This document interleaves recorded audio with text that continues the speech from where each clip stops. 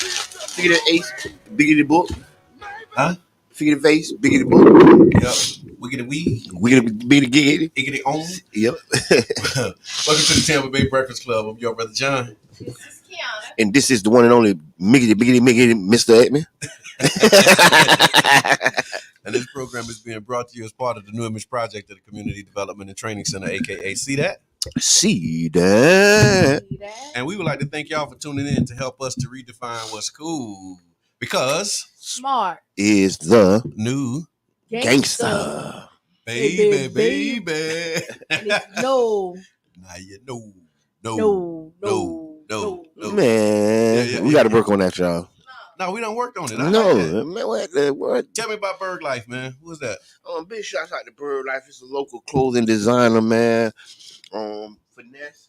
Okay. And that's what they say back there? Finesse? That's what they say? What they say? Yes. Let's say Finesse. No. I'm finna see. But yeah, you know, should be turn the headphones down. Leave the mics up and turn the headphones down. big shots out to all the clothing brands and all, you know, just repping. You know, we just repping. Yeah, that's no, I love that dude. Yeah, we just I repping. love it. What's good? What's good, Kim? So what's good is y'all hear me? Yeah, I hear you. I can't hardly hear you. Well, turn it up then. There you go. I'm just saying. I can't hear me either. Okay. Well, now I hear you. Let's see if the people hear you. Okay. Say the people. The people. The people Can of y'all the hear? people, can you hear us? All right. And if you can't put it in the chat. Thank y'all for joining us. 99 Gems.1 FM Radio, Care Festa Radio, 99 Gems, The Bird. Community radio. Community. At its finest. Man. So that's what's good? Community radio? Community radio. Yeah. So I think I'm kicked out of Facebook, y'all. I don't know if I can get back in. Mark, Yeah. tighten up. Mark, like How they boot you? I don't really. So I was in. What done did? I ain't did nothing, and then like I'm trying to recover it. I don't know. So if y'all see something on Facebook that don't look like Kiana, it ain't Kiana. Okay. Man, I'm sick of this mess. I hear that. What's good with you? Hey man, a busy week, big week. Okay. So I got 4 Pinellas. So I had to put on clothes this morning. We got 4 Pinellas, which is the land use and metropolitan planning organization for Pinellas County. So that's this afternoon, and then tomorrow is Biggity budget? Yeah, the biggity budget. Yeah, we're voting on the first reading of the budget. First reading of the budget. So lots of reading, studying, and running and reading, man. Oh, I went to so I'm doing this back to school tour.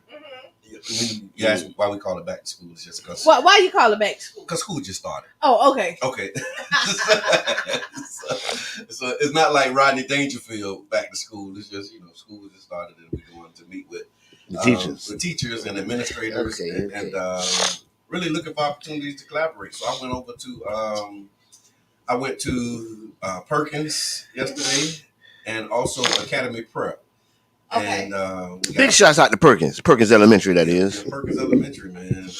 School of the Arts. So I learned a lot about that school and what they got going on. There's a lot of good stuff happening. Academy Prep too is another one, man. Another jewel. So this is a part of our asset-based community development approach. Where with asset-based community development, you look at the institutions, so like schools, businesses. So we working on the business side. Now we in the school side. Okay. Then you start working with your associations, like neighborhood associations, civic groups, and then you start working with like individuals and differently abled. You know what I mean? Returning citizens, like all of the people who are in the community who really make it up. And so we just reaching out, doing what we do, man, and it's been amazing. Looking for opportunities to partner, collaborate, seeing ways that we can support each other. So yeah, that's what's good. Okay. Yeah, I'm excited about that. Mm-hmm. Yeah. Are the kids really inquisitive? Academy Prep, man, was something special, I tell you. So they did a convocation. So when I got there, they made me feel real special. I pulled up. I didn't see it when I pulled up. It was when I left. But my name was on the marquee. Okay. Welcome. They know how to make somebody feel special and welcome. They had me, and so the children came out, and they all, not all of them, but like they had a delegation of youth to greet me and shake my hand and welcome me to the school. Mm-hmm. Then we went into the convocation. They do prayer, so they pray in the morning. Okay. They getting a lesson on empathy this week, so empathy is kind of the topic for them this morning. Okay. And the idea is that they come in and they do this convocation where they get grounded. So like if you had a bad night or a rough start to your day, you get grounded and centered before you actually start your school day. Oh, I like it. I love it. And it just gave me chills when I saw it, when they were doing it and they lined up. Then they do affirmations afterwards, like, greatest, yes, I can, yes, we will. And I was like, yes, I can, yes, we will. I'm the greatest.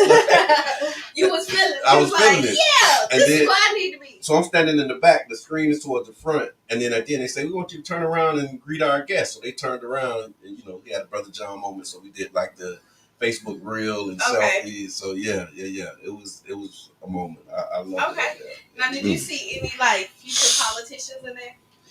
Possibly. Because you know how some is already. That's how I thought. Possibly. Yeah, that's how I thought. I think some of them, you can see the difference in the grades because it's 5th through 8th grade. Yeah. And so so you can see the 6th graders and the way they shake your hand versus the 8th graders.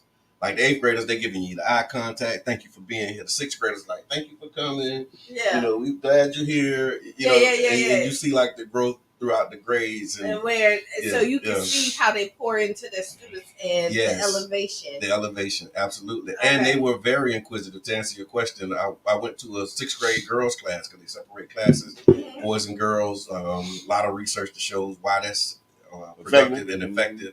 And I went to a 6th grade girls class, and they was I would say, surprisingly engaged because I done been to these schools before, and they they just sit there. They don't have no question. They hands raised, and everybody got something to say. I was like, okay, they doing something right over here, man. Okay, because we've been to other schools before, right? Mm-hmm. And talked to students. Oh, we have. I forgot about that. And that's right.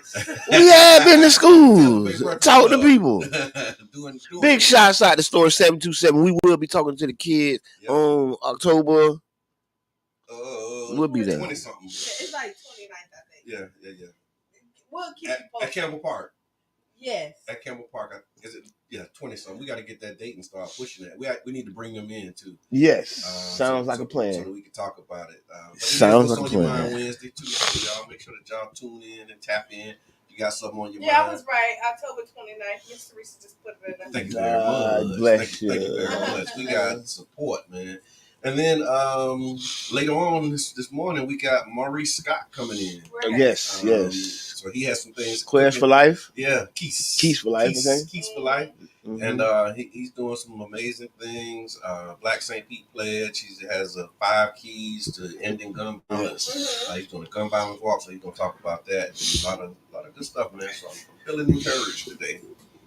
Okay. All right. So the Would We Rather is pretty simple. Mm-hmm. And it was would you rather spend a day at the pool or the beach? A day at the pool or a day at the beach? Yeah, would you rather? No, it's not. It depends which pool and which beach. So it's not. But we have some amazing beaches around here. Yeah. World class beaches. So I'll be probably at the beach. What about you, brother? I'm going to the beach. Yeah. I don't like the chlorine. It get in my eyes. It just never get old. I mean, you know what I mean? My eyes burning, my eyes red. I already got red eye problems. But you don't have. But you act like you have to swim with your eyes open in the pool. That's the only way to swim. What, you close your eyes? So listen. No. I swim with my eyes open. But listen, the mermaid says the mermaid. But you're at the beach and you don't swim with your eyes. Like if you dive in the water at the beach, you do not open your eyes. So the thing is, you don't get in the water at the beach. That's two things. Two things. Okay. One thing I heard, not true. This is kind of. Okay, go ahead. They say what make your eyes red is not the chlorine. It's the pee. Yeah. It's pee in the water that make your eyes red. That's the first thing. Okay. And the second thing is shout out to all my swimmers. they got to turn them blue now. Shout out to all my swimmers pissing in the water. They always say that. That ain't no. Okay. That your eyes burn with because of pee. No. About when you pee in the pool, that it That's to stop you. I saw some videos where it's turning blue. They always say everybody I in seen the a video video. I seen a video with somebody in the water and it turned blue. Everybody in the so they always say that, but I don't think most people buy it. Like that's what they always. What do you Okay. mean? But I guess it depends on like how fancy the pool is. Yeah, because they say that to you. Like everybody ain't investing in the blue dye. No. You know what I'm saying? I'm going. But if you're going to the beach, you're not getting in the water. No, we just enjoying the I beach. put my feet in there, but Yeah, we enjoying the beach. We ain't, you know what I'm saying? We enjoying the beach, enjoying the weather, the sand. Yeah. You know what I'm saying? There's a lot to go on at the beach besides the water. I put my feet in, but I ain't really doing it. No, not really. Yeah. But I wear goggles. Okay. You are a mermaid. Yeah. Like you jump off boats into the water. You spend a lot of time at the beach. I ain't never seen you at the pool. No, I go to the pool. I actually like the. You like the pool better than the beach? I don't know. That's why the would you rather. And I thought it was real simple, but now that I'm thinking about it, like I don't. Would you rather?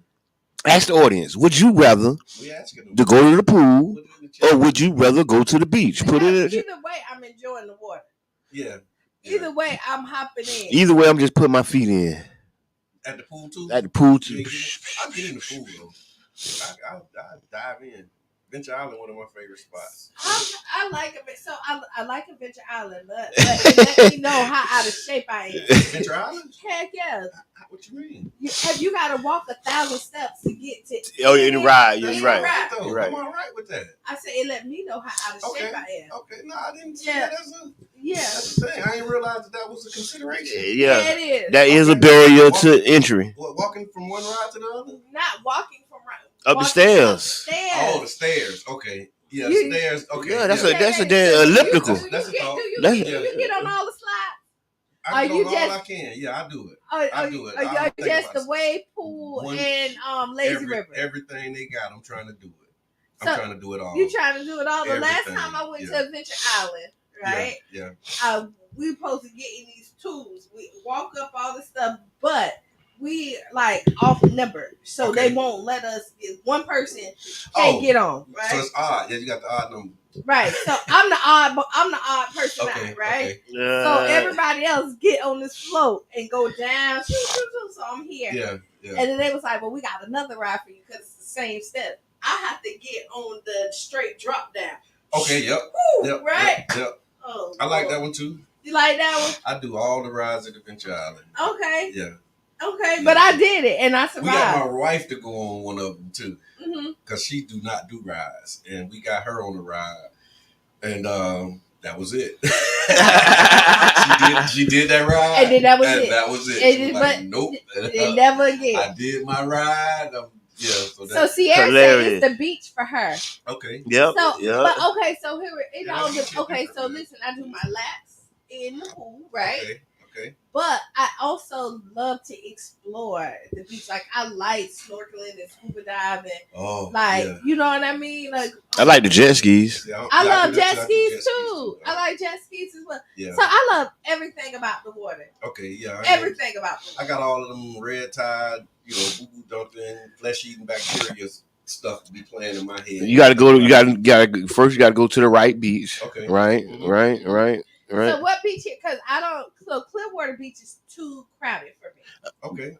Like it's too crowded. Like it's commercialized. I like Pass Grill. Okay. Yeah, Pass Grill. Like St. Beach where you can just kind of go. Yeah, you can find a spot that ain't find a a whole spot. lot. Yeah, you're right. Clearwater Beach. You do gotta.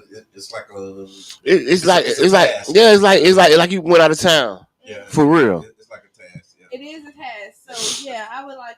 But we have some good beaches. Siesta Keys. We got the best beaches in America consecutively. Yeah, literally. Yeah.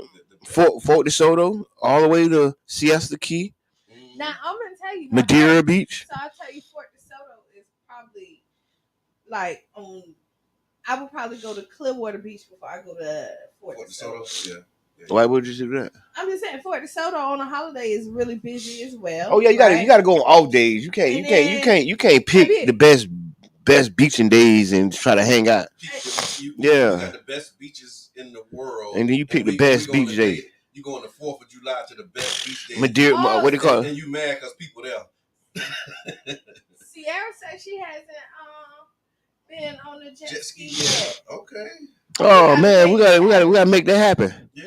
Have you seen the new jet skis that look like cars? I have not.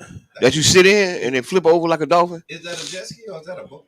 Yeah. The one that look like a car. I have seen them. Yeah. That's a boat. It's a boat. Michelle said, "Give me a beach in Jamaica."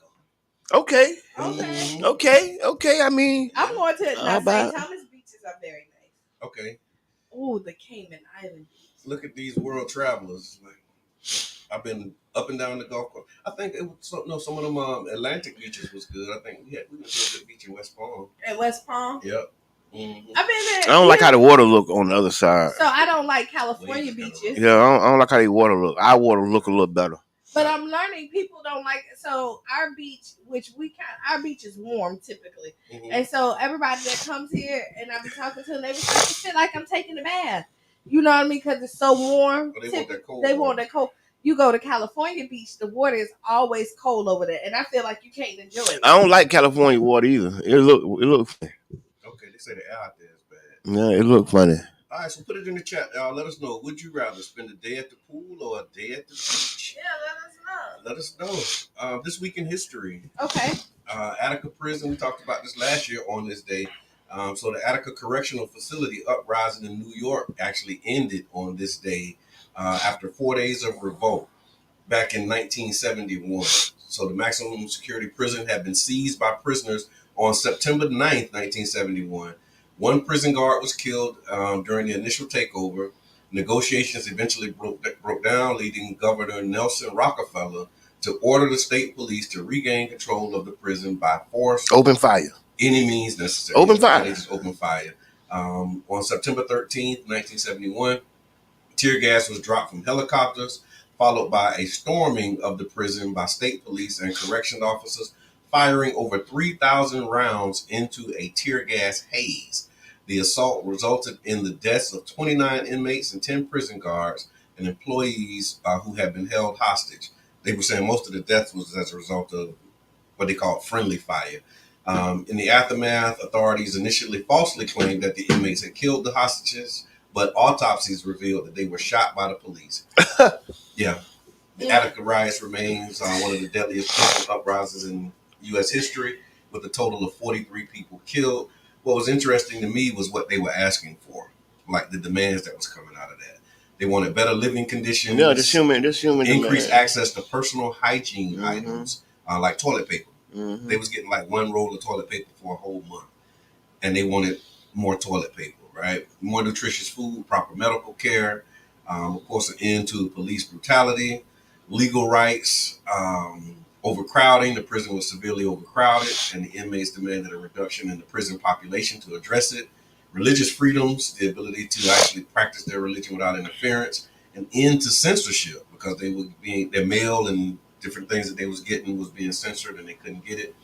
They also called for reform of the parole board system, which they perceived to be arbitrary and biased. And visitation rights was another one. Prisoners demanded more flexible visitation policies to maintain their connection with their families. And so basically those demands reflected a broader desire to improve conditions, fair treatment, and opportunities for rehabilitation within the prison system. The inmates believed that that the changes would help address the systemic issues that they had faced and lead to more humane and just incarceration practices. I wonder how that worked out for them. Yeah, I mean, you get more than one roll of toilet paper a month. I mean, it's kind of sad. They were talking about clothing. They didn't get clothes. Like it was real bad, like bad. Because and it's still bad, but it was worse then. So. So instead of working out the negotiations, he opened fire. So there's a great documentary. I think it might be on Netflix where it kind of walks you through the whole process. But yeah, they was on some don't negotiate with inmates. I think Rockefeller he had higher political aspirations, and so he talked to Richard Nixon, and Nixon was like, because he was the president at the time, and they was like, don't give in, don't bow down. If you do that, then don't give them no toilet paper. Don't do none of the stuff that they asking for. Open fire. Take back control of the prison. They had a lot of people go in there. They had like Bobby Seale went in there. It was like negotiations went on for several days, and they had different people coming in, to talk to them. They had like a team of people, like I can't think of what a delegation of different people that came, and when that delegation came, they was working through the demands. They had some lawyers that came to try and help facilitate the negotiations, but then they just broke down after Rockefeller decided that he was done with that. Stand up. And they retook the prison and shot a lot of their own guards in the process. Yeah. Okay, Sharonda, thank you. You done jump in. You said change. You say, but now it's going back. So the changes, but they want lasting changes. This day in history. Yeah. So that was this day. All right, we got a book of the day too, y'all. Okay, let's run it. All right, the book of the day is being brought to you by See That. And one of our supporters is the Barbershop Book Club. So if you'd like to learn about the Barbershop Book Club, you can go to facebook.com and learn more about them. Today's book of the day is The African Origins. Y'all stop. The African Origins of Civilization. Okay. The African Origins of Civilization is by Sheikh Anta Diop. Yep. Mm-hmm. Are you familiar with that? Mm-hmm. Yeah. That's a seminal work on African histography, and presents several key points when it talks about the ancient African. I was about to say African American, but it talks about ancient African contributions. Okay. Diop argues that Africa is the birthplace of human civilization and highlights the significance of contributions of ancient African societies to world and history culture. He also emphasizes that Africa's roots is in Egypt. You still laughing. Challenging the prevailing Eurocentric view that tends to separate Egypt from the rest of Africa. I thought that was interesting too, because they talk about Egypt as though Egypt is not in Africa. Right. So they have it's a real conspiracy to whitewash the African history. Yeah. The antiquities director of Egypt has came out and said the Africation of Egypt history. I can't say it. I don't know what the word is. Yeah, okay. Maybe we can figure it out. Say what it means. What you mean? They saying that the people of Egypt weren't black. They say they say it was multiracial, generational, and all that. I did meet somebody yesterday from Egypt. Okay. They moved over here 5 years ago. Okay. And then you be meeting every goddamn body, everybody. Still on the radio. I said, God dang. It just sounded like something. Okay. But no, so I met somebody from Egypt yesterday, and I asked them all these questions too. Yeah. You was prepping for the show. I didn't even. I asked him what do they consider themselves, and he said when he checked the box, he said African American. Oh. Now he looks mixed. He was very fair skinned. Yeah. But he said he considered, and he said, but it like they said, it's a melting pot mix.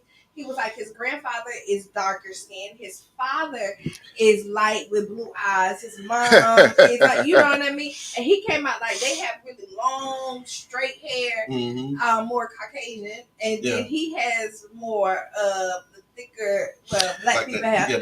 Yeah, and then his sister has more of the Puerto Rican style hair. Okay. Right? And so he was like, it's just around the board. But when people ask him what he is, he's like, I'm black. Okay. One of the things is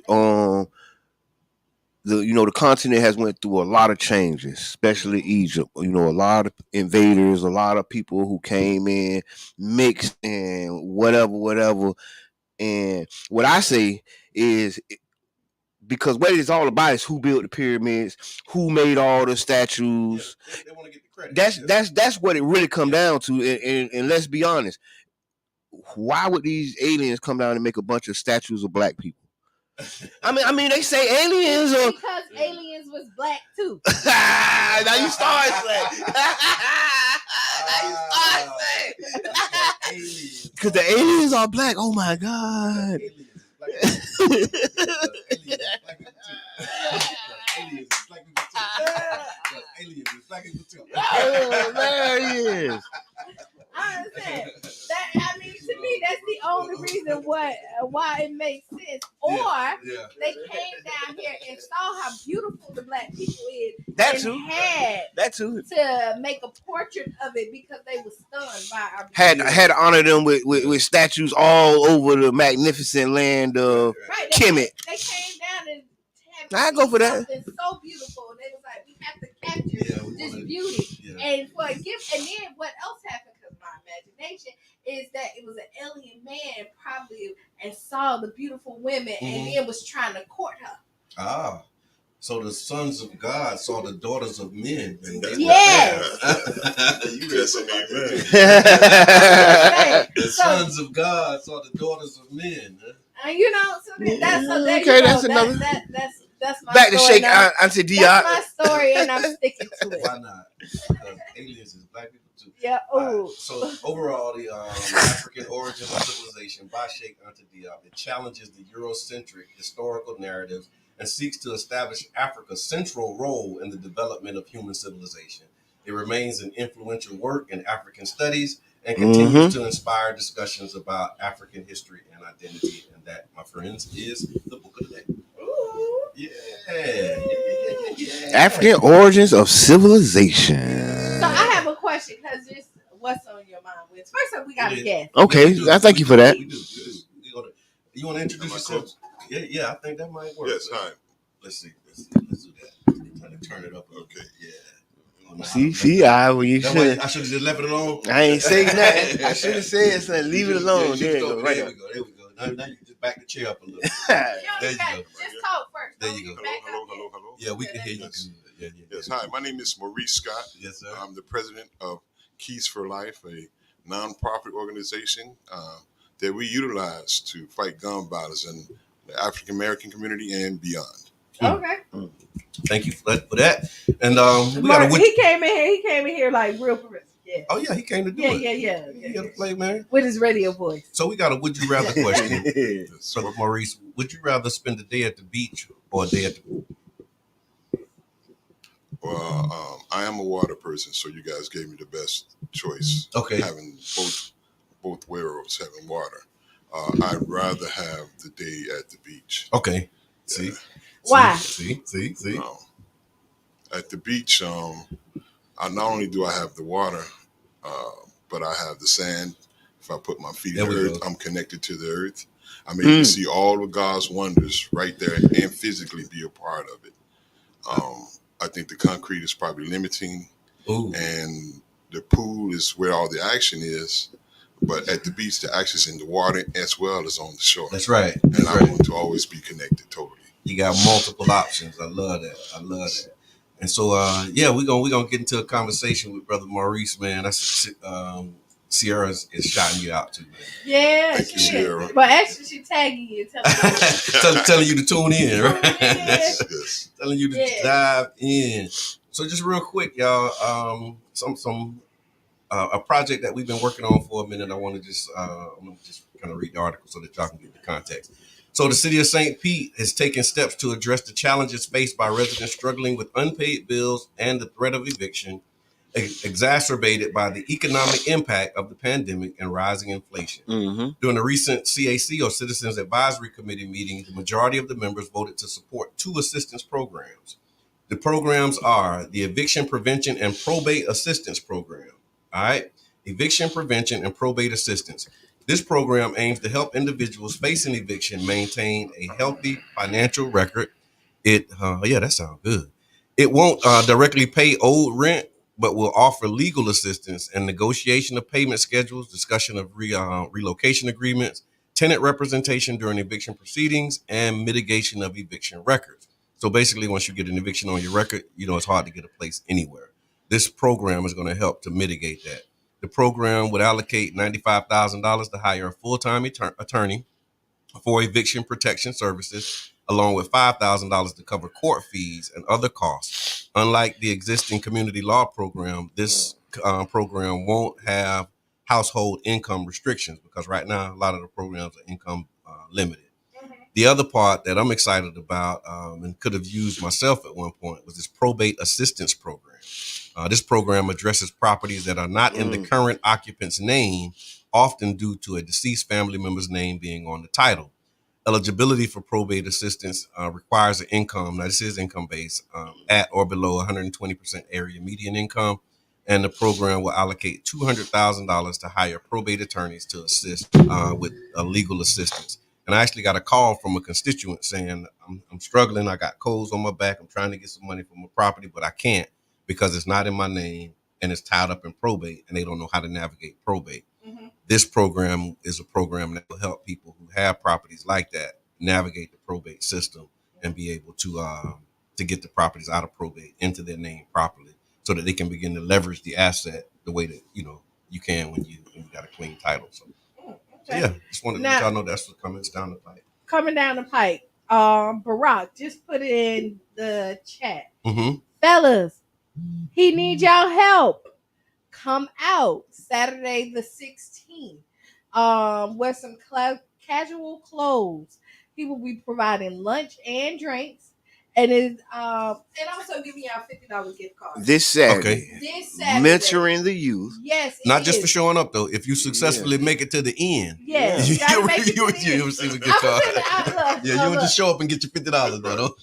I mean, honestly, the $50 is just a bonus. Y'all should be coming out there because our youth need y'all. Yeah, that's right. It's about getting a group of men together. And Barack, call in if I'm telling it wrong. I want to make sure I'm right. But it's about getting a group of men ready to mentor these young adults or young guys into manhood because they need the guidance. And then people who look like them, who've been through the same struggle like them and can understand them. Right. And so Barack has this great organization that he is mentoring young boys, and he needs help. He needs help from y'all fellas. So step up, come out, show out. He said meet him Saturday, September 16th at 11 a.m. at 5812 150th Avenue North in Clearwater. And if you got questions, the number's in the chat for you to call. You can reach out to Brother Barack. I need to get that answer to that, Miss Teresa. She asked, will the attorney be based at the city in the legal department? I'll find out for you. The way that I was reading it and understanding it, I think so. But I just need to confirm before I can say with certainty, Miss Teresa.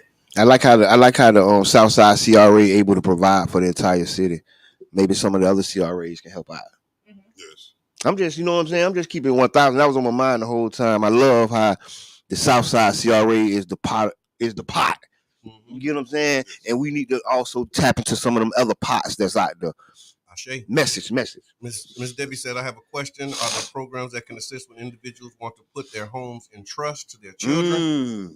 That's dope. I don't know. But again, we can find out. Mr. Edmund, you aware of any programs like that? Not right offhand, but that's a real good question. But I mean, are you doing the Law Fest again this year? Yes. Right, because I know that people found some really good information about housing. So when the Law Fest comes around, make sure that y'all show up. Yeah, there was trust attorneys on. Yeah, there was. I know my cousin got some really good information about a house. So about a housing trust. Yeah, and just that's what's about up. When, So so the information is out there. Right. That's nice. All right, now I mean we have 2 minutes. We got to take this real quick break, right? Okay. But then now I got something I'm thinking we probably can do in 2 minutes. Okay. Maybe. Go. Maybe. Go. We can't do it in 2 minutes. What? Okay. Can I throw a question out there real quick so then people can think about it? That's hilarious, man. I seen this post. It looked like it could be, but I don't want to say it. Okay, I saw this post. Okay. So they were saying, what about people in prison being able to be the babysitters for their children? So parents babysitting their own children? They're locked up. If you're in prison, you can babysit your own daycare children. You be the form of daycare. Prison daycare. What y'all think about it? I mean, throw it out there. We got to double click that a little bit. I mean, this is why it's a pause. It's a pause. I don't think everybody will qualify for the program. But why would I want my child going in the? It's just not. It's not going to work. I'm just asking. It's a hard no. It's a hard no. Hard no. It's a hard no. Well, see, here's the thing. No, it's not. This has nothing to do with the father. It's about the child going into the prison. So here's the thing. That's why I said double click because it didn't say babysit them at the prison. It said prisoners babysitting their children. Right. So if they have house arrest. So if you got work release and they just creating a space for you to be able to do this, then okay, I can see you leaving that environment, going and being with your children as a babysitter, and then you go back to prison, but not sending the children into prison. So thank you. I mean, it's just like it's some consideration. I mean, there's way more than one way to skin a cat. Like we don't have to think about like kids going in that. They're gonna have AI. They're gonna have AI babysitting the kids. But at the Tampa Bay Breakfast Club, we do not condone the skinning of cats. Right. But also keep in mind that to avoid recidivism, having a connection outside of the prison system makes it more likely that a person won't come back. You see what I'm saying? That's what I mean. It's like the double. That might be another connection that keeps a person grounded from going back to prison because now you got a reason. Yeah, that's right. All right, so what we're going to do, y'all, we're going to take this break, and then after the break, we're going to dive into this conversation with Marees Scott from Quis for Life, talk about the events that you got coming, the reason why you do what you do, and talk about some solutions to gun violence, man. So y'all stick around for it. We'll be right back. While we on this break, tag a friend, share the page, like it. We might come back quicker than ever, y'all. Yeah. We'll be right back. 2,300 people.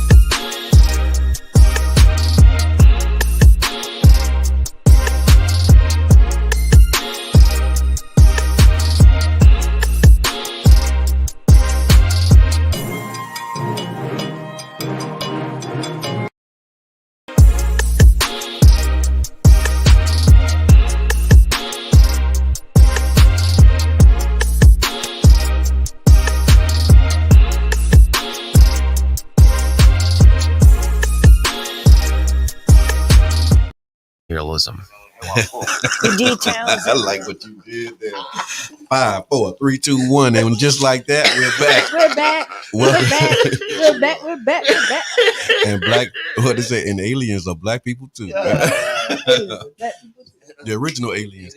So welcome back to the Tampa Bay Breakfast Club. I'm your brother John. This is Kiana. I am the one and only Mr. Edmond. This program is being brought to you as part of the New Image Project of the Community Development and Training Center, aka See That. See that. We'd like to thank y'all for tuning in to help us to redefine what's cool, because smart is the new gangster, baby. And if you know, now you know. No, now you know more. If you know. don't know, if you don't know, we're gonna really work on this. No, yeah. If I you don't know, y'all. now you know. I promise y'all. No. We're gonna work on this. Yeah, we are. We like. Thank y'all. Yeah, we still in practice. Now you know. See, that's where it's supposed to be. That's how I go. If you don't know, now you know. Yeah. No, we just told you. No. Okay, that's it. That's the take 2. And we also have special guest Marees Scott from Quis for Life, man, in the building. And we're going to have a robust conversation about the work that he's doing. You got some events coming up, things that are cooking. And why don't you tell us about it? What's happening? Well, first, let me say that at Quis for Life, what we always want to do is start off by honoring God, memorializing our son, Marees Scott, and making sure we're bringing awareness to the gun violence issue.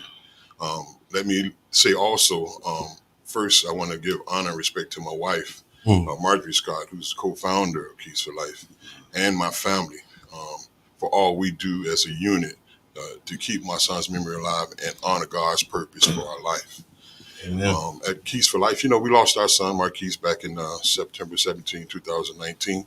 It was the most horrible experience, and anyone who has experienced this loss know it can be more than unsettling. It can destroy a family. It can break up marriages. It can cause kids to lose their way. For us, it was our faith in God, which allowed us to move forward with love and forgiveness. Right. Love for ourselves that eventually translated to love for our community. And forgiving, meaning we were giving up the right to seek revenge for ourselves, meaning we wanted to seek healing. We didn't excuse what they had done. What we did was decide to let justice work itself out, depend on God and his ideas of vengeance is mine, says the Lord. And allow God to do that while he worked on healing us, because I needed all my family to go back to their respective lives, because all of my family and sons came home from school. We were all sleeping in the living room, almost 6 months. Yes, sir. My daughter couldn't sleep in her room. My daughter couldn't take a shower without her mom and someone at the door. You wake up to go for work, your wife's in the corner, in the bag, 5 o'clock in the dark, clutching his book bag, crying, your son's upstairs. It's like putting out fires in windows of a burning house. Yeah. And at the same time, as a father, dealing with what you might think that she gave me this kid to raise and to protect, and I lost him. Yeah. So you had to tuck that. And the only way you could do that is with the help of God. Oh, man, that's a perspective that I think only experience can bring to light. Because I never would imagine that, like, because as a father, you feel responsible for your household, and then you lose one of your children. Yes. That's got to be tough, man. Yeah. And then you watching the others in your family deal with it and process it. How did you, I know faith is important, but when we talk about a lot, it's Mental Health Awareness Month. Like, did you get any counseling or therapy? Like, how did you all really get to a place where you are now, where you can advocate and really champion this cause from a place of, healing? That's actually a great question. Thank you, Brother John. My daughter, she got some counseling. Okay. And it was a counselor suggested by LaDonna Butler in the Well, Mm-hmm. and they did art therapy for youth. And that started to create a way for her to begin her healing. Me, myself, I had already experienced counseling, so it wasn't anything new for me. So I leaned into more of my extended friendships for some support. I got a little bit of counseling, but we were so busy trying to keep the family together. You were trying to hold everything fires. together. It was difficult for me to lead to see about myself. I got you. What was excellent was that my wife was contacted, and a group of women called the Circle of Mothers. Okay. And what they did was they is that Trayvon Martin's mom? Trayvon Martin, Mike Brown mom. Mike Brown. Yeah. Okay. We connected with that group of people. Okay. Deanna and Andrew Joseph over in Tampa. Yeah. Deanna and my wife are very good friends. Okay. So they wrapped their arms around my wife and they began to help her heal because there's a place between mother and child that I can't even repair. That's right. So she needed that. So we had our extended families, we had our friends, and we all had different type of therapy. Other than that, it was Dad trying to hug and love on each other, others, and us hugging each other. They tell men like you're supposed, like we talk, suck it up, buttercup, like you ain't supposed. And when you look at the dynamics of it, everybody's always trying to be strong for the other person. Yes. And you like really have to find a safe space where you can just let it all out. And it's really hard. It's really, really hard when you're trying to be the glue to keep everybody together. Yes. I came home. I think I came to the house. I think it was maybe 3 or 4 days after. And my oldest son was there and he met me at the door and all the family was in and the air feels thick and it's dark. Even if it's shiny, it feels like you're in the cloud. And when I came to the door, he was so swelled up inside and he fell on me the same way he did when he graduated college. He just fell on me and said, I did it, Dad, and then released. But at the door, he said, Dad, I was trying to hold it together. I was trying to hold the family together for you. And I opened my arms and I said, no, son, that's my job. Yeah. And I hugged him and he fell on me and he cried. And I took that pressure from him. I said, now release that to me. Yeah. And now I want you to get together and we're going to walk ahead. We're going to lead this family through it. Yeah. Because it was my shoulders that was created for that event. Although I want to teach him to be a man, in this particular situation, God had chosen me to cover this family. And it wasn't too much for him at this time. But then God had to cover you. Yes. Because you had to have somebody that you could give your burdens to. Very much because so. you couldn't handle this all by yourself. Like Not you at had to all. handle it so you had to have somebody else as well. Yeah, you gotta because the believe loss of a child is, Yeah.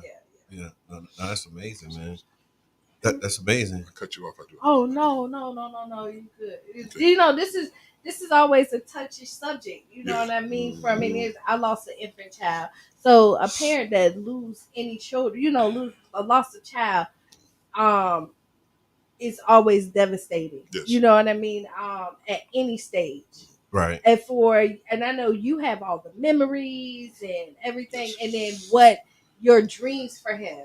Yes. And because I know every year you like, what will he be doing now? Yes. You know what I mean? And then the fact that you are the protector.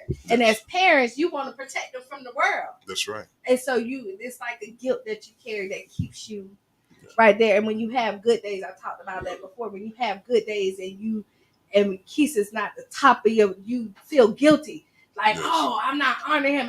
Right. Because we're always parents, regardless if they're here or not. Right. But we're allowed to have those good days. Yes. And I know, because you're in a different space, but would you say that's true? I say that's very much true. First, I want to say condolences. And I know that's insufficient, but I'm so sorry about your loss. Thank you. For us, I think it was about a year, we saw sunlight. And it was exciting to see the sunlight. And then immediately we were crushed because how do we see the sunlight without Quis? The guilt come in. The guilt come in because you think that you're not honoring them. Yes. I've heard about that too. Like that survivor's remorse is what they call it. And then my sister, may God be pleased with her, she was a grief counselor, a grief coach. And one of the things that she used to tell me and we talk about was that sometimes those who lose as a part of the grief process, you feel bad for having good days. Yes. But because like every day is supposed to be a bad day because your loved one is not here. And that's when you have to start reflecting and pulling back and think about what your loved one would want for you. Like you wouldn't want to have, it's like you're doing something wrong. Oh, I had a good day. Oh no, I'm not supposed to have a good day because I lost a child. And it's not even it's not necessarily the good day. It's that the good day happened and then that your child was like the last thought. You know what I mean? Yeah. Like you had a good day and you didn't think about your son or your daughter at that point. You just enjoyed the day. Yeah. And then when you realize, wait, hold on, I didn't bring them with me. Yes. But you did because they always with you. That's what gets you. I got you. Necessarily the good it's day. Having a good day. It's at the end of that good day that you like. Wait, I had a good day, and then I had it without the thought of the child. Wow. You know what I mean? And then you be like, wait, hold on, am I a bad parent? Then you start to question your love for your child and all this other stuff, and it has nothing to do with that. Yeah, and then but you tie it all together. And then one of the responses to that, you go from one extreme to the other. Where now you can't have a good day, and every day you grieving, and every day you have that, and you get stuck in that space. Even greater difficulty is you start to reserve a little space within yourself for self-guilt, self-shame, and self-blaming. And you may even harbor a little bit of resentment towards the people who actually did this. Yeah. What's difficult about that is that's like drinking poison and hoping someone else dies. Right. Yeah. Slowly it starts to rot you. Even though my heart was on God and God was our way of escape from this pain, a part of me wanted to keep a little pain for myself because I allowed this to happen. And eventually it makes you feel real. It makes you feel connected. Yeah, it does when you do it. And then but what happens? It can overflow. It festers. And then you start not only when you're looking at it, now you start to blame your loved ones too, because it don't have no name to it. Once you let it start, it's like weeds. Okay. Once they start, you don't control where they go. They just start to go. And even if you think you have control of it, you don't. So then that anger has to come out. Then you lash out to your wife, your children, and everybody else. If you was, you start having these thoughts, even if you don't say it out loud, but then your actions and your movement tells it, even if your words don't. Oh, man. And then all the altruistic things you did for the good of changing the world, some of that motivation becomes from a bad place. Okay. And you want to punish people with the information. You want to show them what's going on. You want to make them see your son's name.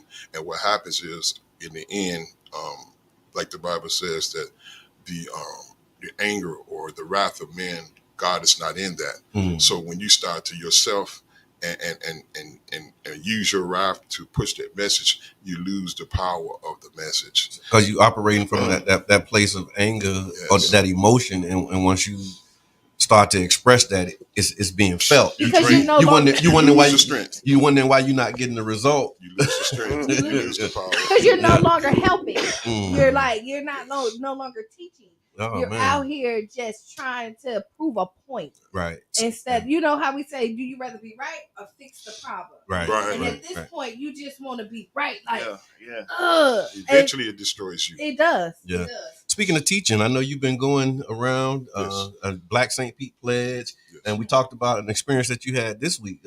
You actually, because you got some big things happening, so I want to make sure we get those covered. But you were telling us off air about an experience that you had this week with one of the sessions that you do. So would you mind, before we talk about the experience, talk about the way that your ministry, if we can use that term, has developed in some of the things that, like after you get out of that place, when did you decide, okay, you know what, I'm going to create this foundation and then use this as an opportunity to try and bring change and healing to our community?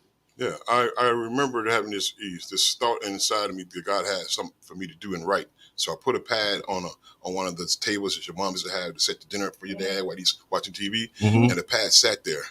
And I said, I'm not moving from this room. And the inspiration came, and within about 20 minutes, the pledge was written. And then I said, okay, now I got to put this on something that means something, some thick paper, a scroll or something. And we got to put it on the scroll with my wife and I. She's been my help since college. She wrote all my papers. Yes, sir. And so I write limitations to retype it. But I come over to St. Pete, 16th Street. I'm going to stop at the store, get a drink, and then I'm going to get started. But I run into the barbershop, and it's 30 minutes later, 57 guys have signed it. And I've been in the store talking about it and didn't even get my drink. And 57 guys had signed in 30 minutes, and I realized God has something here. Okay. So we went after into the neighborhoods where guys are most likely to utilize gun violence as a means to solve a conflict, even connected with your brother John. Yes, sir. And Rizza Islam came out. We got out into the communities and we planted that seed. Wow, I remember that. Yes, it was a great time. Yep. Black St. Pete pledge. We shared that conversation with people, and eventually we got with all the community events and told people about our story. hoping that conversation with the parents and uncles, aunties happen again with those people. But lastly, we created a training program called 5 Keys to End Gun Violence among young people. Okay. And we started teaching it in the schools with sports teams, and eventually got a contract with the city of St. Petersburg. Okay. Just this week, I went over to a good friend and a good lady, Tina Morgan, was over at Ami Kids, South St. Pete, charter school, I believe, and they invited us out, and we were able to go out yesterday and have a wonderful experience of talking with the kids about our program, the 5 Keys, where we talk about who's truly affected when one kid kills another. We know the family. What about the family of the shooter? What happens when that kid gets life? The family gets life as well. Yeah. What about the coaches and the teachers that spend so much time pouring into you? They're affected. Of course, we know they're friends. My son had one friend that would come every summer, play AAU basketball with him. And when they both went out of school and he came back one more summer, my son wasn't here. And the very next place he saw my son was at his funeral, at his gravesite. And he sat there and cried. And I was with him because he wanted to see my son. So not just who's affected, but also how guns, alcohol, and the no snitching culture adds in the deaths of so many people right in our community. Now, there's a word in the good book that says, do everything without complaining and mind your own business. So we're not talking about going to tell everything that you see. We're talking about when you kill someone in our neighborhood, you murder someone, regardless of race, color, creed, or profession. You live in our neighborhood or not, all bets are off. Right. We're not protecting murderers. That's right. So what we had to do was have to expose them to how the guns, the alcohol, and the drugs, and kids are more likely to be victims of gun violence when you have an alcohol, drugs, or if you're trying to protect someone, or if you're with someone, there's no need to, let me say it this way. No one has the right to ask you to go with them because they said something across the cafeteria or something on social media. They don't have the right to ask you to raise your mama's hopes, your daddy's dreams, or your little brothers and sisters' hero. Yeah. Okay. Yeah. That's a big lesson right there. Because it is like this cultural thing of, ride or die. Yes. I got your back. Yes. I'm with you right or wrong. Yes. And a lot of times you dead wrong and literally end up dead wrong. Yes. And that's another one of the things. There's actually an article that I saw. It was a story it was something that just happened where there were 3 teenagers that was recently arrested in the shooting death of a 17-year-old boy in St. Pete. I'm just going to read this article and then we can frame the conversation. Sure. It said the incident stemmed from an ongoing dispute between 2 groups that escalated on social media. The victim and 3 other teens went to a residence, all armed with guns. They confronted an armed man at the home, resulting in an exchange of gunfire. The victim and an 18-year-old man were wounded, and the victim later succumbed to his injuries after the wound. The 3 teens who accompanied him have been arrested and face charges of second-degree murder, with 2 of them facing a felony murder charge. The man who defended his home and returned fire is currently not facing charges. Yeah. And to your point about asking people to go with you to do these things, now we posseed up and went and got into something. You got killed. Right. And now we being charged with your murder. Right, and that happens. You know what I'm saying? And it's just so for you to frame it that way and be able to let young people know, and really adults too need to know, like nobody has a right to ask you to give up that much. It's not between because somebody stepped on your shoes or hurt your feelings. Spit some gum on your shoe. Yeah. And you see the youth, like a lot of them have guns. You see them. Like, very much so. A lot of them have guns, and one, they shouldn't have them, right? And y'all know I'm a gun advocate, but they shouldn't have it. Just one, they're not responsible, they're not old enough, and they don't know what to do. And usually they're not ready to use it when, and they're out here showing it and then just trying to pretend like they own that. And then it happens that like you end up losing your life just because you were acting out what you saw. You're trying to prove a point. No, it ain't even worth it. They're not properly trained. No. Most people don't realize they're fight or fight mode. So when the action gets going, they're so nervous. One kid almost shot himself when he pulled the gun out. Yeah. So no, that actually, I got a that. report that happened where there was a young man who was accosted. So as the story goes, he was selling drugs. Somebody tried to rob him, and in him defending himself, he shot himself. Yes. You know, because of that fight or flight, no training, not knowing how to properly handle the firearm. And one, okay, they're not supposed to have them, That's especially if you're too young. 1, 2, but I mean, honestly, young people do know how to shoot guns. Like, you do take your kids to the gun range, like out there, and There's you some there's some people that do it, and I'm one of them people that like teach them what they need to know so that they can be responsible. And usually, once they know what it's about and the danger, they don't play with it. That's a good setup for your question that you was asking. Yes. So question is, so because you're against gun violence, are you an advocate for guns? Let's be honest. I grew up in Chicago, and during the late '80s when I graduated, we was averaging about 800 to 900 people being shot a year. Wow. I mean, going to school was dipping, dodging through blocks. So I have to say, rightful gun ownership, I have to at least support that. But what we have to do is teach these adults to properly store their weapons, right? To separate them, to put gun locks on, and not store them in their cars, because kids are finding them, and these kids are utilizing alcohol, breaking drugs, their cars, and their minds are not in a position to properly use them effectively. Right. So I'm for responsible gun ownership. Yeah. But more importantly, I'm for love. I'm for survival of the group. Western philosophy, king of the mountain. African philosophy, survival of the group. So I want to make sure that I love on my neighbor. So my weapon won't be the gun. My gun of choice is to talk to that person coming down the street. That's right. To establish that relationship. If I'm that guy cooking hot dogs, I'm gonna cook for the whole block. If I'm their neighbor that's always speaking, I'm gonna arrive and wave at the guy down the street, even though they big mobbed up down there. Yeah. I think the love is the combatant. Right now we have fear, selfishness, and self-centered. It's because all of our elected. Yeah. I was appointed. I wasn't elected. Many of our elected officials sometimes, many of them, especially, they fearmonger. Fearmongers other races against other races. And in our neighborhoods, our kids have experienced getting jumped on, experienced violence at home, experienced isolation, absentee parents. And that's a lot of trauma they go through. And it's easy for them to get to a point where they can say that the person who I need to protect myself is someone that looks like me, who lives in my community.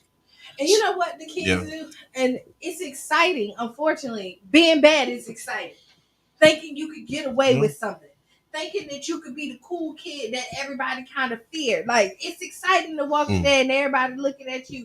Oh, he got money. She got money. She this. She that. It's a kind of excitement or a high. And if you don't have the proper guidance and show kids the right way, then that's what they chase for. And this is why y'all men need to sign up to Barack. Join Barack this Saturday at 11 a.m. The information's in the chat. Yes, and then you have the walk this weekend, right? Yeah, I have. So before that, let's talk about Friday. Because Friday is Friday, 5:30 p.m. at the Center for Health and Equity. It's at 2333 34th Street South. We're conducting a free community 5 keys training. We are expecting close to 150 to 200 people.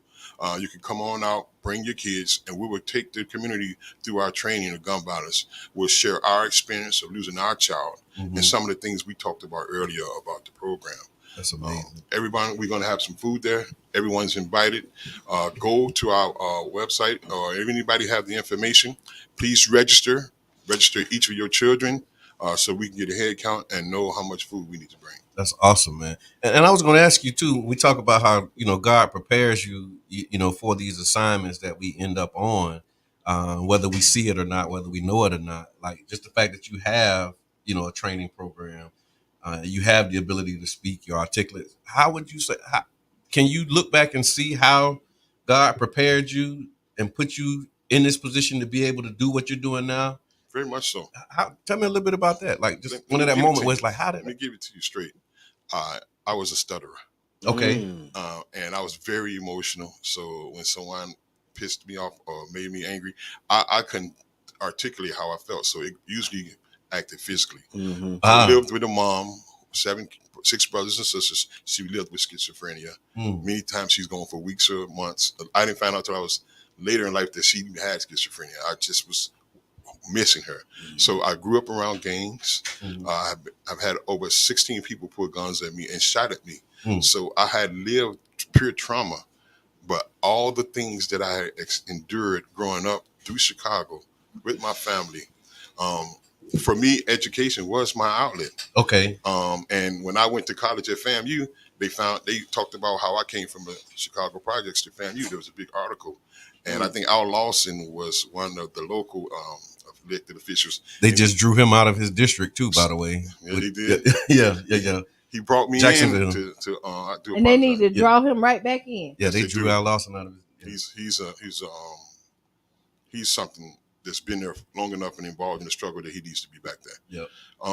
But yeah, he brought me in and I started touring kids. And I eventually, after graduating college, I went back and I taught substitute teacher. Okay. I worked in the group home and I worked in the 72-hour shelter. Wow. And eventually here, I facilitated a 12-hour course for kids who got in trouble in school. Okay. It's a diversion course. So my life was preparing me, even my personal experiences. So when I go on the street to talk to guys and they push back, I just go street and they identify and they receive the message. And then as a facilitator, I found out by chance I was a speaker. I think between my junior and senior year, I was working with the engineering firm called Fermilab. And I was one of the kids chosen throughout the city.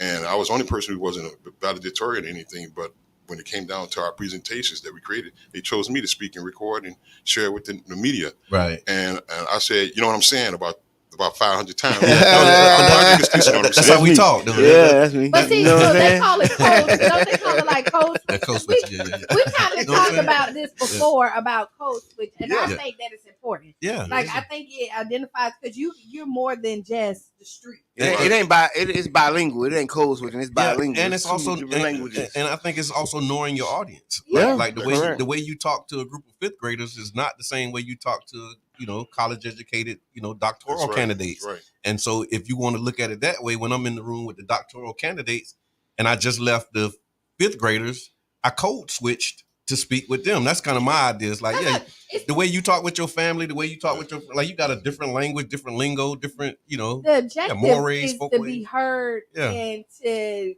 be able to pass the message.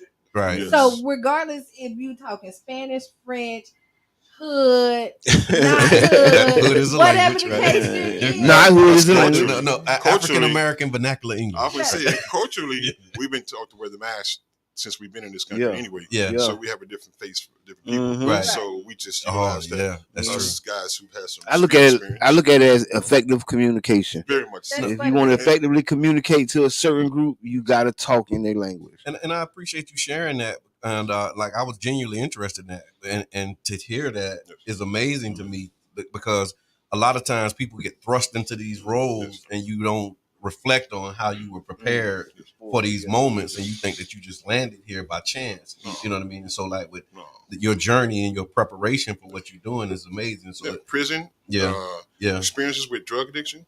I had all of those things. Being a father at an early age. Right. We had 2 kids in college before we graduated. Yes, sir. So all those different experiences prepared me for now. Right. And when I looked at it, I didn't want the assignment because I wanted my son back. You want to give me this my purpose now? Yeah. And it fits just like a glove. Yeah. But what's the trade? I got to lose my son. So there we go. My son Quis for other people to live. So Quis for life. Yeah. And so I walk into the purpose and I let God lead me through the walk. And a lot of the stories that we read and the things that when we talk about great men and great women of God, is usually some tragedy that propels them into their significance in their role. And so to be able to see how you turn that tragedy into a triumph, not just for yourself and your family, but for other people, man, is definitely commendable. And it's in the line of other people, man. But what it has is your life has a greater purpose. Yeah. And then that you have a father that is watching out for you. And even if we don't understand it, we have to know that he's doing what's best for us. Yes. And when you know that, then you walk in a different purpose. Absolutely. Yes. I remember God revealed to me when this happened. When I being an ex-street guy, I did what we call our homework. I researched what happened. I went in the streets as if I wanted to do the retribution myself. Yeah. And what God revealed to me was 3 of the kids involved, I knew their dads. So what was happening, and these were all young kids, 18, 19, 20. And I found out that our friends' kids were killing our kids, and our kids were killing our friends' kids, and they didn't even know we all went to high school, played ball, and were friends together. Right. And so I realized these are all our kids. So someone has to stop saying, I want justice, I want to hurt them. Someone has to say, let's save our kids. Right. And that's what God said. It was about us and our children. It was bigger than me. Yeah. No, and I appreciate that. That's in line. The devil comes, steal, kill, and destroy. That's right. Yeah. And that's in line with like a lot of the things that we talk about with our programming is starting with your circle and the people that's connected to you. Because a lot of times we have a them and they, and we other a lot of times those kids without realizing like, you 2 degrees away from being my nephew. Like me and your dad so tight. Me and your like I had that experience with my family. Super tight. You know what I mean? And the other part of it, when we started to Stop the Violence movement back in like 2011, 2012, one of the ways that I was personally impacted was my cousin ended up, murdering someone. And we were able to meet with the mothers, like my aunt and then the mother of the victim, and realizing, like you said, that the loss is on both sides and the impact is on both sides. Yes. How do you navigate it when from your experience, or just even if you just ideating here, when you're at that place, right? Like you cool, you ready to heal, but your children and your family members and other people, they haven't gotten to the place where you are right now, and they still want vengeance. How do you handle that, or have you experienced that? All right, let's get a little real. I'm from Chicago. Come on, man. I'm connected. So my guys came in town and they said, okay, you don't have to do anything. We'll get out. I'm like, listen, man, God told me if I do it, it's a problem. If I let you do it, it's still a problem, because I'm telling everybody how great God is. Now I'm telling them that God's a lie. And my buddy's like, I said, if I go, my buddy just got off double life. He's here. He's my best friend. If I go, he's going with me. He just had a new kid. God gave him a second chance. I put his life in danger. My family, many of them were saying, after all you have been through and done in your life for other people, now it's your son and you're not going to do anything. I recall an interview where I was talking about love and forgiveness, and some of my family members stormed in the house because they was upset with me. But see, the purpose is I had to look to God because I needed my family healed. Right. I didn't need to give them something to hold on to for bitterness for the rest of their life. And I did not need to take myself out of the equation, which eventually what was going to happen if I did what I thought I needed to do. You had to lead by example. Yes. I was the first person who took the pledge. Right. That's right. Right. That's what God, he made me write it, then he made me sign it first. Wow. So I took the pledge. Wow. Right. You have to lead, because you have to be the example or be the change you want to be. And when people realize that you're real and that these are not just words, then they be like, oh, okay. Then they start to look at it a different light. But if you teeter-totter on that fence, everybody else is too. Let me tell you an experience. I was asked to an interview to be on a table topic conversation. And on that same table topic conversation was the mother of the young man who was one of the trigger men who killed my son. The police had shot the young man 38 times on 18th Avenue and took his life. And she had been going back and forth with my daughter and my wife and threatening. And when I saw her, she saw me, I saw the fear in her eyes. But also she was talking with someone else from a distance about her child. And I saw that thing that you can see once you lose a child, when someone's going into that conversation. I saw that mother. Yeah. And all I did was open my arms. She saw me and she came and fell on my chest and she cried, and I squeezed her hard as I could. And I told her, you have to tell your son's truth. And I have to tell my son's truth, because we got to heal this community so it doesn't happen to someone else. And we started meeting at subsequent speaking engagements, and I began coaching her through her speaking to make sure her presentation better, because here we are as a team healing this community, and that's what it's about. Man, that's powerful, man. That's powerful, and I knew every time we together, you always leave me with something, and I feel edified, after our conversations, and I can't say how much I appreciate you for answering the call, because a lot of times we get those calls and we hear that voice and we don't respond. Right. You know what I mean? And so the fact that you responded is powerful. And the other thing that, it just wasn't a consideration. You said you was the first person that took the pledge. Yes, it was. And it's just amazing because, again, we externalize a lot of these things and you're like, okay, this is what the community needs. Not realizing like this is what I need also. Like you're putting your mask on. Ministry starts at home and it starts with you. That was so powerful, man. Like you were the first person to take the pledge. Yes. You know what I'm saying? I knew that at some point that one night my trigger might come on. Yeah. Because there's another guy in here. Yeah. And in all of us. Serious. Absolutely. And that's the guy that when I asked God, why you let all that happen to me after all I was being seen as this great guy, and he said, I needed to get rid of that sense of self-sufficiency and that false ego that you had. And once he got all of that, he got rid of that, it was laying dormant because my flesh is still there. Yeah. But I knew that it could possibly come back. And so God said, we're going to have a formal agreement between you and I. It's going to be so good, it's going to reach other people. Right. But it starts with you and I, because I got something for you to do. Yeah. And how many people have you have taken the pledge now? Well, that's a great question. Also, thank you. We got over 5,000 pledges in the city right now. Yes, sir. We have 1,000 over in Tampa. Okay. And we had other cities, Pittsburgh, Chicago, Oakland, and Gainesville, Grand Rapids, all asked for copies of the pledge. So we created pledges for those cities as well. Okay. I don't know how many total out there. Yeah. But I tell you what, they're out there. Because I remember you would have people who took the pledge and you'd have a sign, just acknowledging that they've taken the pledge. Yes. And I remember seeing that book, just get thicker. Yes. And I just remember you grinding, like really out there, really being in spaces where other people were not comfortable. And I say this too, what would you say to people who have a desire to help and a desire to serve, but they may have a little fear or maybe a lot of fear about going into those places and speaking to, the toughest of the tough, the roughest of the rough. Yes. What advice or what suggestions would you give people who want to help in that way, but they still have some considerations for their own safety about going into those places? Well, one, be sure it's your calling. And generally, God usually puts people in front of you that experiences what you've already went through. Yeah. The second thing is once you want to get into another area, another community, because most of them I went in, I actually had been through there at some point in one class or another. But when you go to a community, you do the same thing I did when I came to Charles Park. I said, who's the guy over there? Yeah. And John was the guy. So I connect with John and Jabbar over there, and they walked me through the neighborhood. And so what happened was the neighborhood accepted what we were doing because these two guys co-signed it. So you connect with someone in that particular neighborhood. Mm-hmm. And they call it credible messengers. That's right. But you have to be genuine. You have to be genuine because some places you show up alone.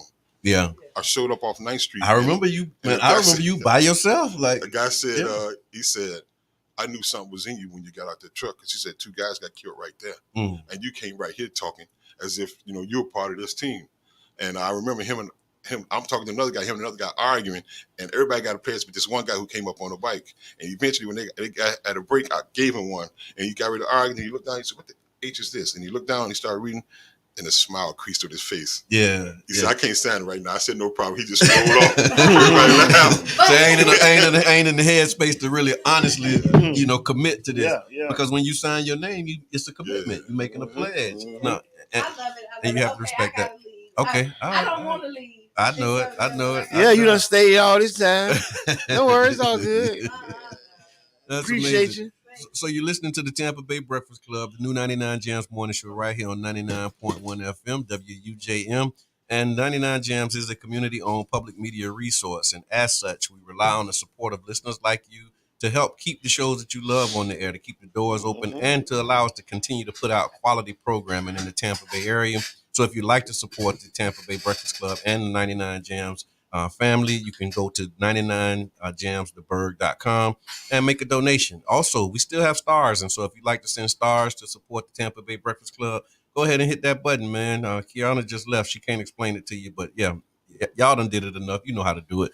Send us some stars. Let us know that you're supporting us and that you're rocking with us.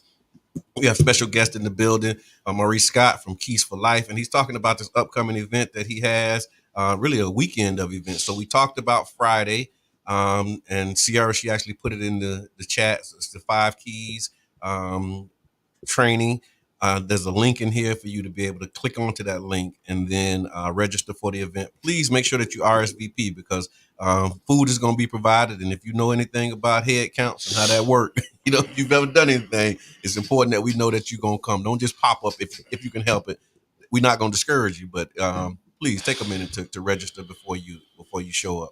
And then on Sunday, tell me about Sunday. Well, I'm going to interrupt Sunday and go with Saturday. Okay, let's go. Yeah, let's Saturday we have a private event for family and my son's close friends. Okay. We're going to the block where he was murdered. Okay. And we're putting up a new street sign with his name on it. So the Queensboro will be Queensboro. Oh, wow. We're in talks with the city right now and hoping to make that a permanent situation.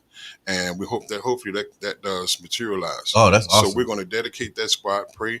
And we have created a number of bags, many bags for the homeless. And we're going to go off and feed the homeless as a family unit so that we can offer some healing back to ourselves. That's awesome. What time is that on Saturday? That's going to be at 10 a.m. Saturday. Okay.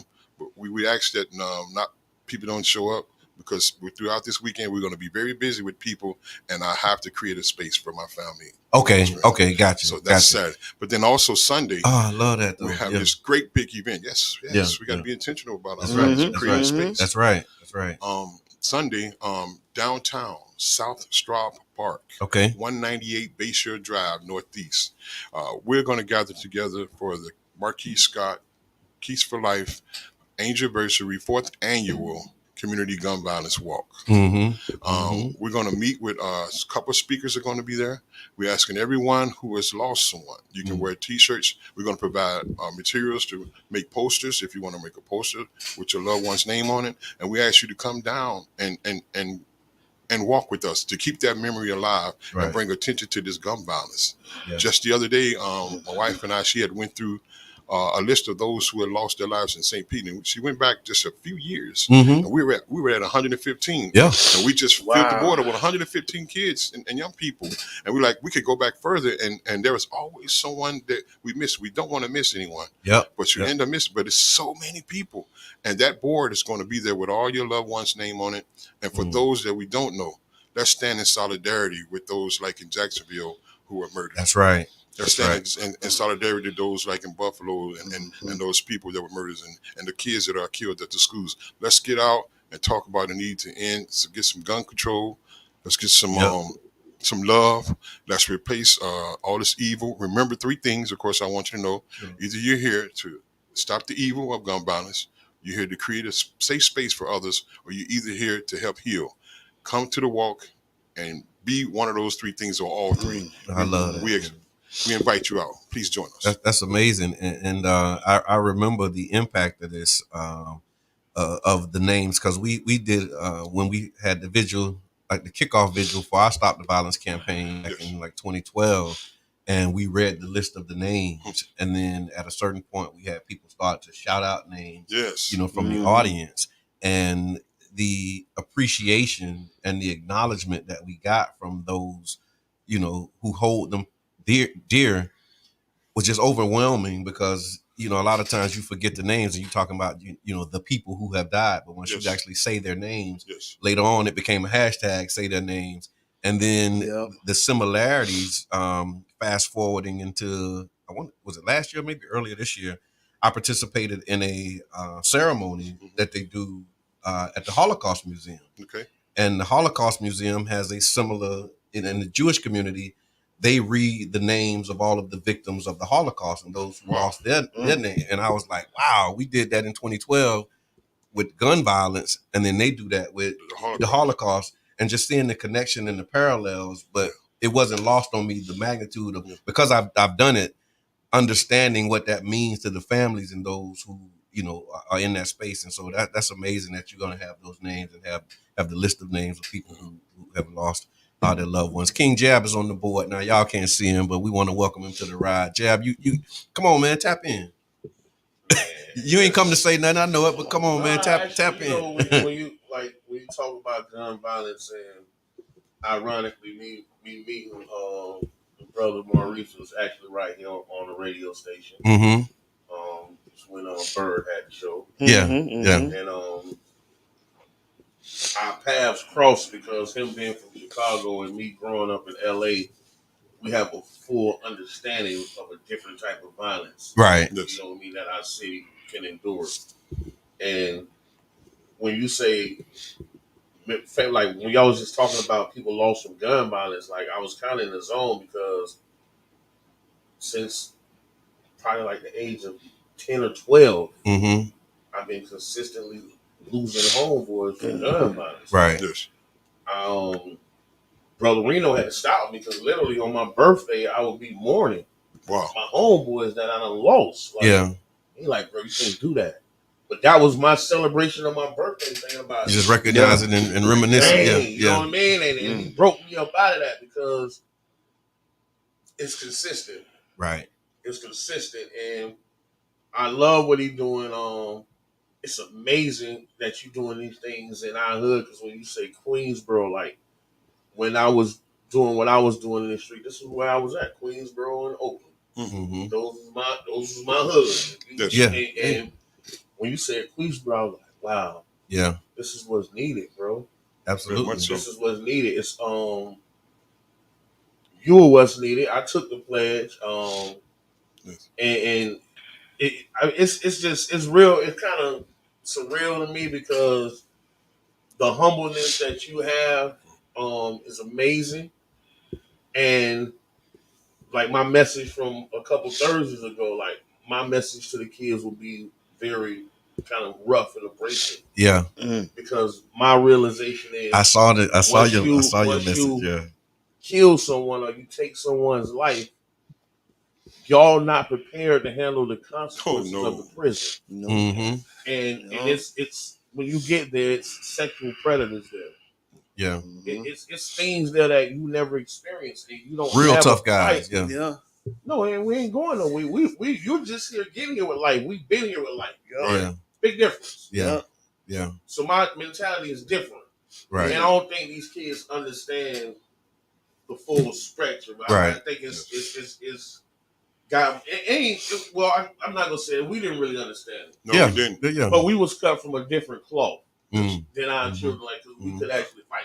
And they can't. Like it's just the truth. That's right. And you can't defend yourself when you locked in this cell with a there's no gun there. 45-pound sexual predator. Yeah. What are you gonna do? Yeah.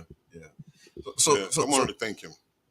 I wanted to thank this brother King Jab, the voice of the people. I was gonna say it's a government name, but I want to thank King Jab and his street team. Yeah. They got out with our flyers and our posters to ensure that the word is out about what we got going on this weekend.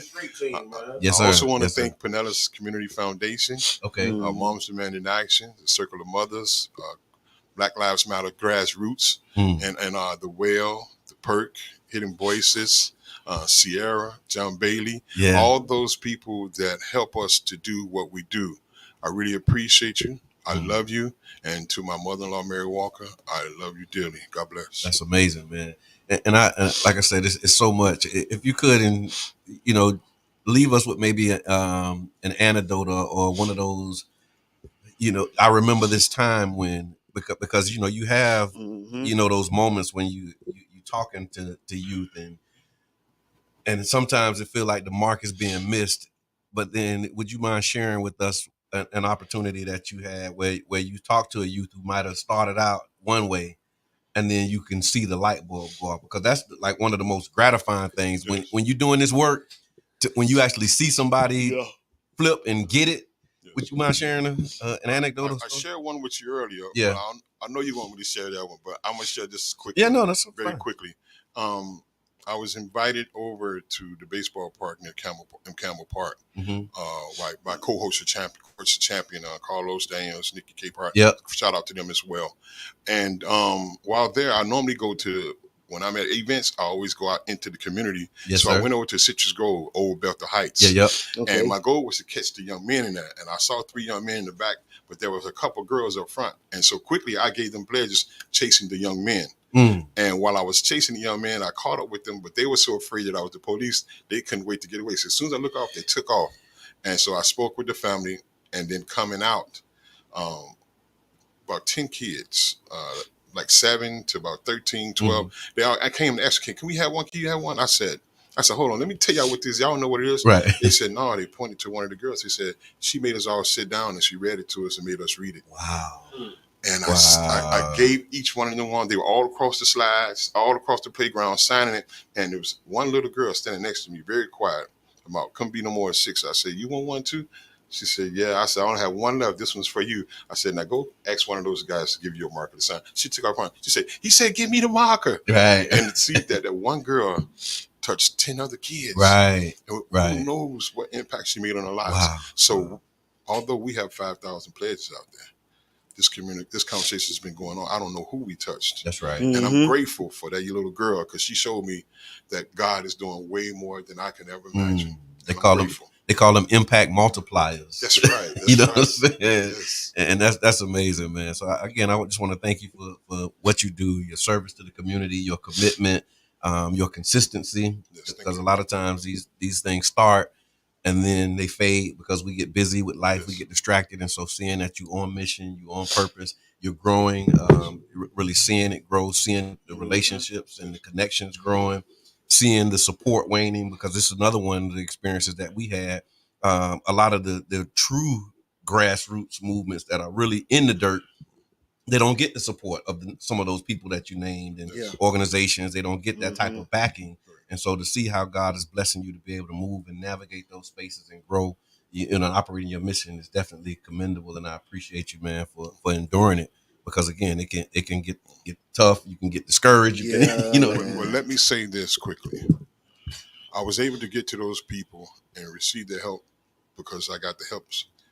When I burnt out and I was in the hole, I got the help from the grassroots, from the down people like yourself, Jabbar, even Esther, even Deborah Figgs. Yeah. All the people that's in our hood, they reached out.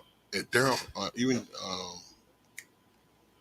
Darren Rousson. Okay, yeah. And LaDonna Butler showed up at my house. And my wife was like, hey, let's get this together. Because I had a breakdown. I had went so hard, so long, that I had gave so much, I had nothing left for myself. And when like the helicopter that goes off, it's only supposed to go out halfway so you have enough gas. Come back. I had went too far. I got 99 miles with that last one. I couldn't swim it. And I needed family. And you guys came and got me. So thank you for coming to meet me. Thank you. Yes, sir. Yes, sir. You personally. Yes, sir. I remember a day. Yeah. Yes, sir. I remember So a day. We had a day together. Filling man. the gap for me. Yes, when I was out filling the gap for others.